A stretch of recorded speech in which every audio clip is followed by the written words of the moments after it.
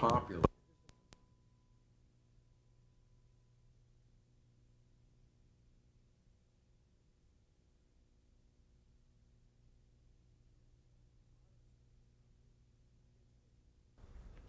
Okay, we're back on.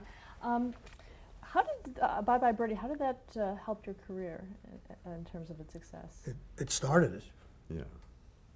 And where did you go from there? What kind of things did you do?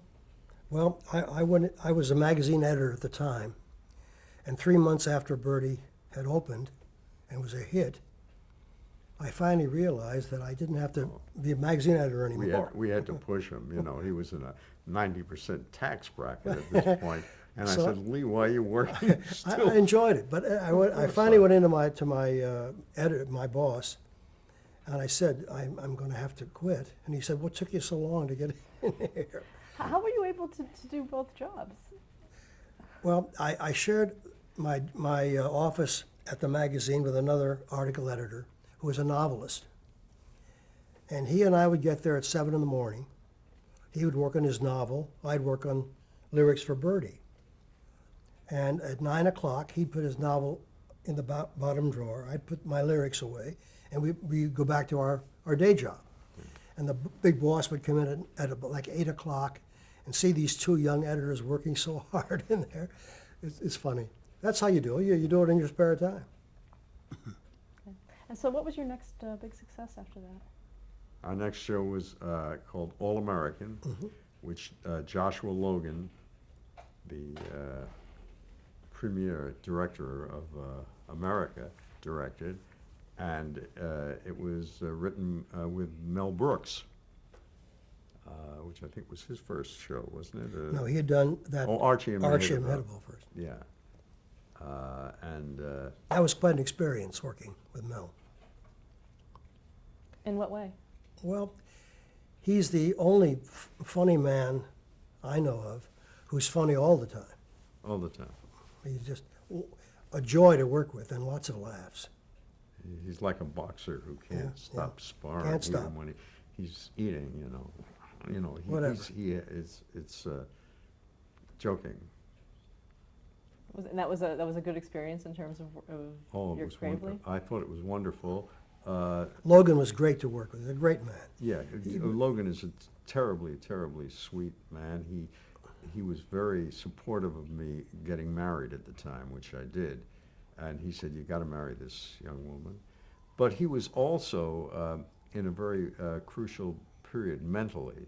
He was taking a new drug at the time, and was kind of, I don't know how to explain it, but he was looser in his judgment. He was more, let's put that on the stage and let's undress him. And I mean, there were kind of things that, in retrospect, and he would say so too, or I wouldn't say this about him. He was testing a certain aspect of his mind that was it was undergoing a lot of change. And I think that wasn't always good for us. Yeah. But, He was one of the first people on lithium for what was then called manic depressive cycles. but it was a wonderful, warm-hearted, generous man. We didn't cast that show properly, I suppose. No, I know we didn't. It didn't work terribly well. A song came out of it, which we're lucky about. What song? Once Upon a Time. And you also did Golden Boy right after That was that. Your next that was one? the next show. That was our next show. It was in 1964. And we thought we sure had a Tony Award winner with Golden Boy until Fiddler on the Roof opened across the street. And that, They swept the award. they swept the awards. What about the tone of it and the interracial themes within it? It was very controversial. Yeah. In Detroit, it was a black-white relationship. In Detroit, the police escorted the cast around because there were lots of threats. And it was a good show.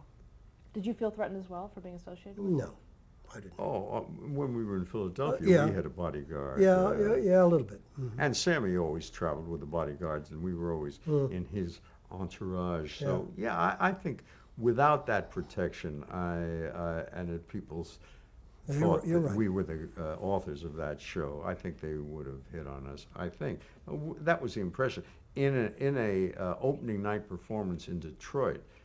Sammy always insisted on inviting a bunch of ghetto kids, if that expression is correct now. And on opening night in Detroit, there's some kind of line about I'm going to get that white bastard.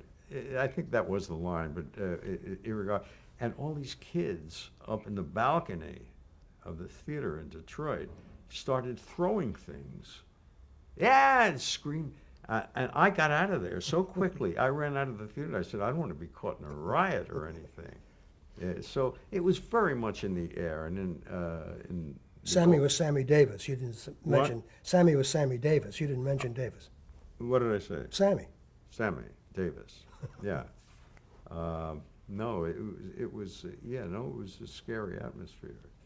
What was it like to work with Sammy Davis? It was a joy. You got another reel of film? I mean, He was brilliant. a very complicated man. But he was at the height of his talent.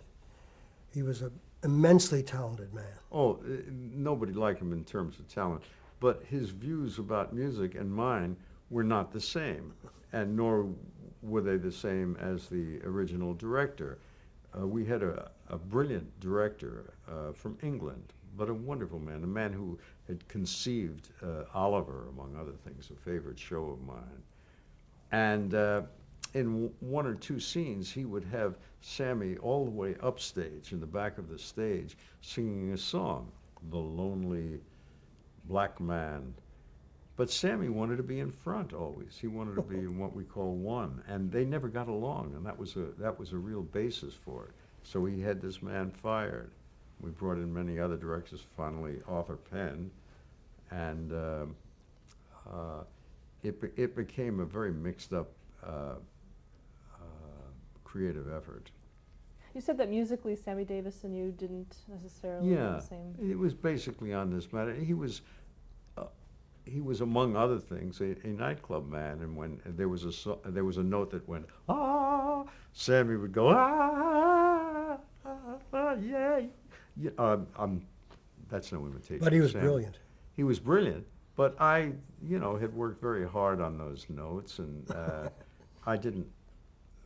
I lost the argument, but gained, I thought some wonderful songs that Lee wrote. Were there any challenges to depicting the African American experience coming from your backgrounds? No, not in mine. I had played jazz. Even when I was in college, I played with a couple of jazz groups. I knew blues, and I was a lonesome young kid who often, or many times, sat in Central Park and bewailed that, I was all alone in the world. And that was what the black man was going through in other ways, too. Lee, did you have a similar? Yes. I didn't really approach that show as a black and white show. I mean, again, you dig into the character and you write for the character. And the song I like so much from that show, Night Song, I just thought that was in character for this guy. I was trying to write my life in that particular song, but I've been told by black friends that, hey man, you really captured it. It's a bird, it's a plane, it's Superman. Talk a little bit about that. I like that show a lot. Me too. It was a moderate success, but not a big success. And the cast was wonderful. We enjoyed working with Harold Prince, the director, who is, again, a joy to work with.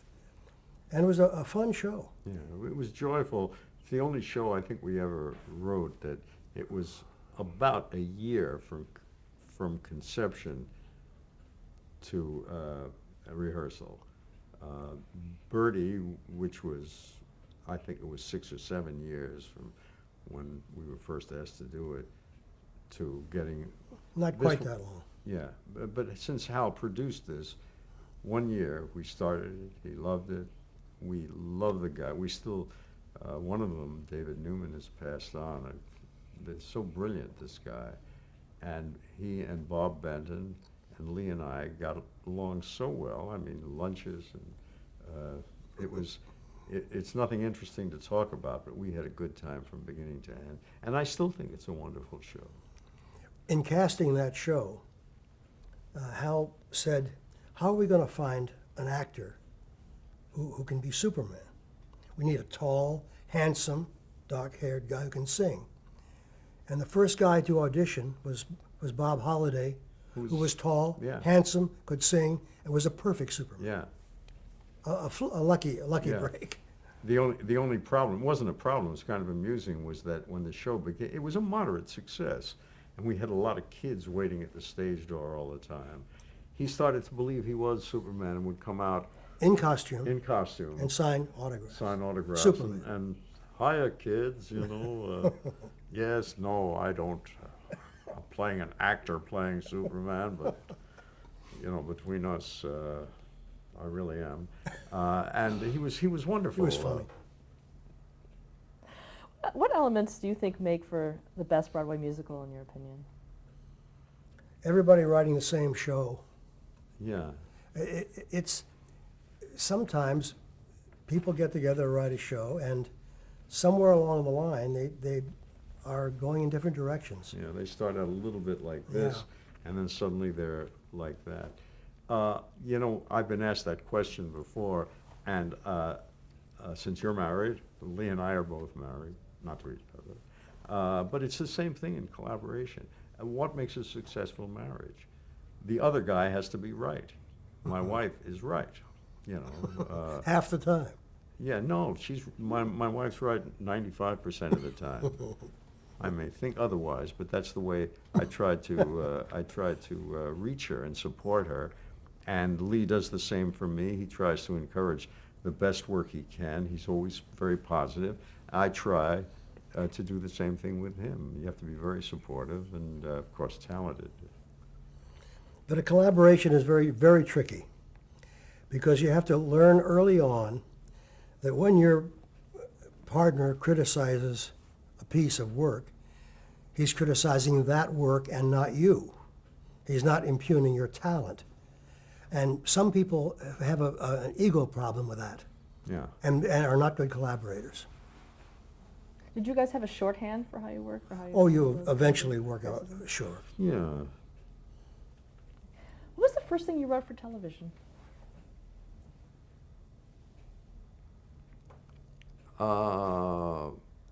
I think it was probably All in the Family. Yeah, We wrote a movie score for a film of Norman Lear's called The Night They Raided Minsky's. And so I knew Norman and met him once. I think it was in California, and I know I was alone with him at the time, and he said, I've got a new television show I just bought from England. And it was based on an English TV show called Death Us Do Part. And he gave it to me to read. And I thought, oh my God. he'll never get this on. They'll never get that. They use words like nigger and he. No, they didn't use he, but I think he used kike in the English version. It was much more hard hitting. And he said, I'm going to write this. And I said, well, I was hungry to do work, as I still am all the time. And I said, great, you know, I'm thinking to myself, they'll never get it on. And indeed, the first pilot was turned down by the very people who commissioned it, ABC. He changed the title to Those Are the Days. To Those Were the Days. No. No, All in the Family. All in the Family. So how come we wrote Those Are the Days? I have no idea. Yeah. And then they shot another pilot, a whole other thing. They changed the cast somewhat, because Carl Reiner, not Carl, his son, wasn't in it Rob. at that time. Nor was, I think, the girl. and now they did it with a new cast, still with the two leads. And ABC turned it down again. And then he tried to sell it to CBS, who turned it down. And that was kind of the end of it, except a new executive was hired at CBS, who happened to have been an old friend of Norman's and or a very intelligent man. And he said, no, I want to take a chance on this. And he countermanded whatever that other order had been, and CBS turned out to be the sponsor of it. And it got the worst reviews and some of the best reviews. It made editorials because nobody had ever said Hebe. Did he say nigger? I don't know. I can't remember. It was very far out for the Very time. far out for the time. And of course, Carol O'Connor was brilliant. Yeah, Carol. Brilliant. Now, when you first were asked to write the song, was it for the first pilot? I mean, were you? I think at one time he wanted to call the show "Those Are the Days," Yeah. and so we wrote that. But it was the first song, yes, and they liked it. Mm-hmm. And Despite the fact that it was no longer a title song, they decided to use it. yeah, And what direction were you given in terms of the music? Write a song for these people. yeah, that was it. I think the title, I'm not even sure it was the title of the, was an idea of Lee's, that this was a man living in the past. And it was a brilliant idea. You know, I must say I get a lot of compliments on it, but I always feel it's Lee's song, and he has additional lyrics which were never done. They chopped the thing down. But and people also often think it's a song from the time, but what Lee had done was hit on Glenn Miller and La Salle. Well, with the tune is kind of De Silva, Brown, and Henderson. Yeah, it's kind very of, kind of old-fashioned old-fashioned tune, tune. So it works. Yeah. We'll talk a little about writing those lyrics. Well, like any lyric, you figure out what the scene and the characters would say if they would sing it. Yeah. We didn't put any black-white jokes in it. It was just a song where this. Boys were boys and men were men. It was like what a bigot would sing nostalgically about. Yeah. And you knew where you were then. It's a wonderful line. Boys were boys and men were men. Is that the line? Yeah. Girls were girls and men were men. Girls were girls, yeah. Because somebody sang boys were boys in a show out in Chicago, and that's why I said that. Girls were girls and men were men. You knew who you. I mean, that's what a brilliant lyric that is for somebody who is still living nostalgically. You know, what's now 40 years ago. Now, when you were assigned the show, did you know that the principals would be performing it? At the what show? When you were assigned it, did you know that they would be actually performing it? No, there I'll take a little bit of credit for, although you may not see it this way. But I do remember talking with Norman, who paid us, I believe, $300 for the song. And that's fairly accurate, if not totally. Was that The whole way thing. below He the said going that was rate? what we were going to get for it. But a piece of the publishing. Yeah, well, no, it was all the publishing at one point. Well, we won't go into that, how CBS screwed us. But he wanted me to score it for orchestra and chorus. And I said, and he had, I think, a few $100s left over. I said, Norman, you can't even rent a studio for an hour at this. And I suggested, I'm sure everybody else tells the story their way, but I know this to be true. I said, when I was a kid, one of the happiest moments of my life was when we sat around the piano when my mother played piano. My parents used to scrap all the time, but that's beside the point. But when she sat down and played her piano, we would all sit around and sing the pop songs of the day. And many families did that. I mean, that was yeah, people used to play yeah, piano then. Sure. And that was a very strong part of my childhood, and I suggested that. Why don't they just stand around? You don't know who's playing. It was me playing, actually, but you don't know. Oh, no, he's sitting next to, it looks as though he's playing. I can't remember. It looks as though she's playing. It doesn't? But it was me playing at the beginning, which went on for a year until they found out they had to pay me. And then they brought in somebody else. And then they also found out that they had to pay for the usage of it twice, so they hired somebody else. Well, actually, a friend of mine, Roger, know him very well, wonderful composer, and he wrote an end title to it. Is it But that- Callaway? Is it? Is it Callaway, Roger? I forget. Yeah, whatever. He's a very fine songwriter and everything, and we are friends. But the reason they did that was because they could own that copyright totally, and they couldn't own ours. That was not the deal we made. You mentioned that you eventually didn't own the publishing rights. How did that happen? No, we did. Oh, I just mentioned before. Well, it's actually a point that is legally challengeable. When CBS bought it, and since this is archival, and imagine people are going to be seeing this long after we're gone. Oh, yeah, sure. Uh, Where are we going? what? Where are we going? I don't know about you. They put the pressure on us. They said this ownership now has to be distributed among Norman's company and CBS.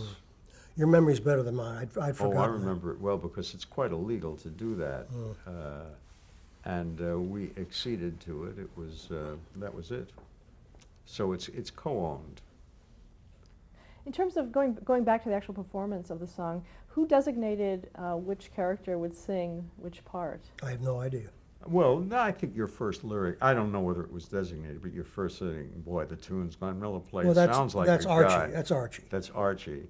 And, but everything else, Carol O'Connor was very knowledgeable about. He says, try that upper key. I remember he sat down next to me. He said, no, maybe down a half, and I thought, oh boy. Because sometimes when actors do that, that's like your aunt walking in the house and sniffing your closets or something. But he was what he is. He was perfect. What about Jean Stapleton and how she would? She invented that Yeah. note.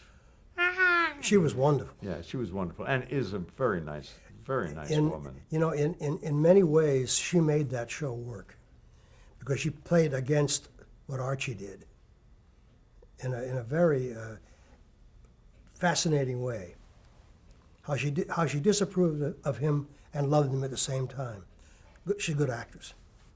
Did you think the show would take off the way it did? No idea. I thought not. No, I think I mentioned that I said Oh. to somebody.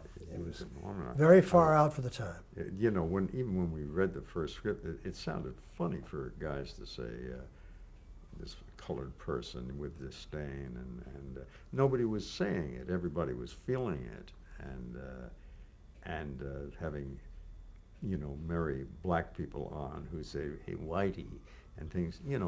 People weren't discussing. So in that way, it broke a lot of ground. Did you try other either music or lyrics when? For that song? Yeah. That was another. We had another lyric on that tune. It was I forget what the lyric was, but we thought that tune was right for the period, and so I forget what the original lyric was. It was I know something you else. had second and third lyrics here. They're wonderful lyrics about getting into a baseball park for only a fin and listening to the Eddie Cantor show. Yeah. Where did all that beauty Yeah, go? that's funny. Yeah. Was that ever performed? Not Sometimes in a review, Yeah. people will do that. They dig it out. really. They had a certain time problem. They had to do it quick. Yeah. The sheet music for the song labels the song as medium ragtime. What does that mean? I don't As to know. how That to doesn't play it. sound like my. That's how. Is that what it says? That's what it says. Ragtime? Yeah. Medium ragtime. medium I don't know what that means. I don't know. I think it's not inaccurate, but rags is usually dun, ding, ding, ding, ding, Mhm. bum, bum, bum. But yeah, I suppose it's not. I may have put that in. Was it meant entirely for piano? Excuse me? Was it meant entirely for piano? Yes. As I say, that was an idea that he wanted it in orchestra. And Much better the way they did it. yeah, With the lace doily on top of the upright piano. Perfectly right for period. For a house in Queens. What do you think the song meant to audiences that identified with it in the 70s? Don't know. I thought it hit a nostalgic note that slightly Lee caught. satiric too. That it was, I was going to say, it was nostalgic, but it was satiric, and that was a kind of rare blend. I mean, that only Kurt Weill was doing, you know, where he would use "Moon over Alabama," but you knew it was satire. And I thought, although my music wasn't clever or inventive like Kurt Weill, that I thought what Lee had done was to balance that lyric, that satirical, but yet perfectly sincere, which is a style of Lee's. Sincere from Archie. Sincere from Archie, sure. but from you, it's quite satirical. And you know, our old La Salle ran great. You know, it's like a slam at every other Japanese car on the market, and you knew where you were then. It didn't need no welfare state. Everybody pulled his weight. I mean, that's G.R. Old La Salle. There are people who believe that. Yeah, he caught that. He's from Ohio. And why'd you choose LaSalle? I don't know. It was not a very successful line. It was hard to hear. Yeah. Because I guess because my father had a LaSalle. I don't know. Yeah, it was. I didn't even know the La Salle car, but I recognized the word that it was. I don't know what else you would have. An old car. Yeah, gee, my old Chevy ran, but there is a Chevy today. Mm. It's just, in retrospect, it seems like we made all perfect choices. It metered properly. Yeah, he had a lyric about he had a 12 tube radio.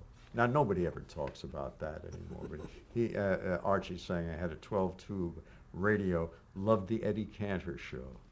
Oh, you know, come on! It was so perfect for a man of that age. And where did all that beauty go? Those were the days. Do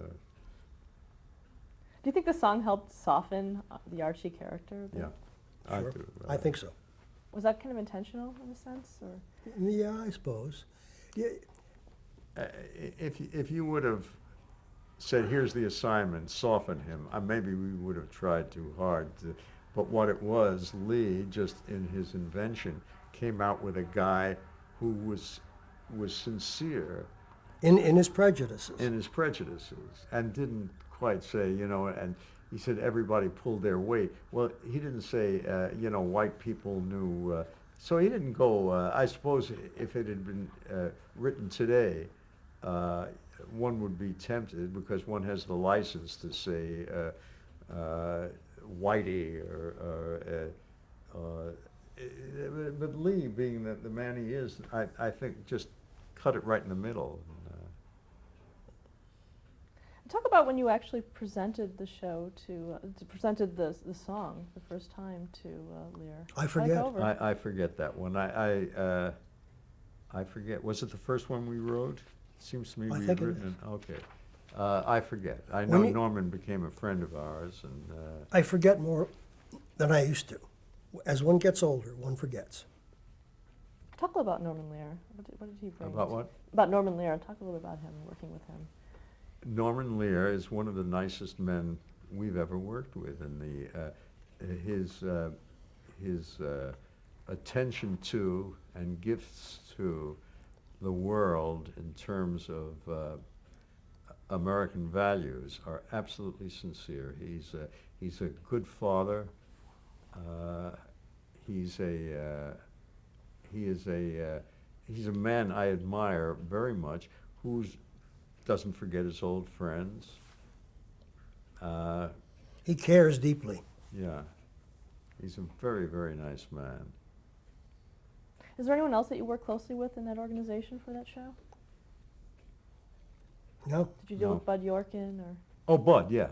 Bud we worked with. Also, as I say, we did some songs for a show for a movie that they produced called The Night They Raided Minsky's, and I wrote the background score for that also. So I had a working relation with them, and which I still see it on television every once in a while. Stop there to change the tape. You're not